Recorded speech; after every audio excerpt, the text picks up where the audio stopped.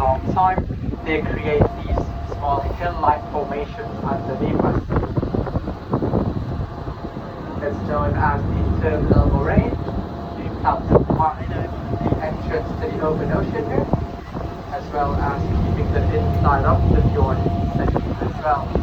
So it helps larger swell as they go past to dissipate and become smaller.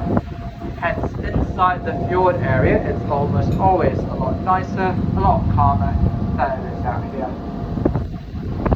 Speaking of that as well, you will find that out here by the open ocean, and yes folks, we are now pretty much in the Southwest Sea. The swell does tend to change quite a bit today, not too bad at all, very nice, very calm, very flat, just a partial breeze there. But in some occasions, the swell out here can go up to more than 10 meters. This happens relatively regularly as well.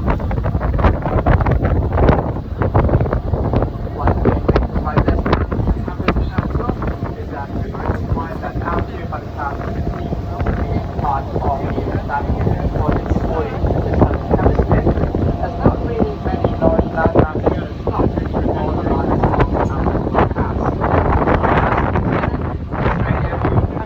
either side of the globe in South America. So these large wear patterns, as they go past, they do tend to pick everything up. All the evaporated water of the ocean, sending them to these large storm clouds along their way, creating all the swell and even building up a bit more strength and all that wind, making them gale force winds. And when it hits a large landmass as well, it does tend to drop all of that onto it. Hence why along the coastline here, we are quite well known for our very treacherous weather.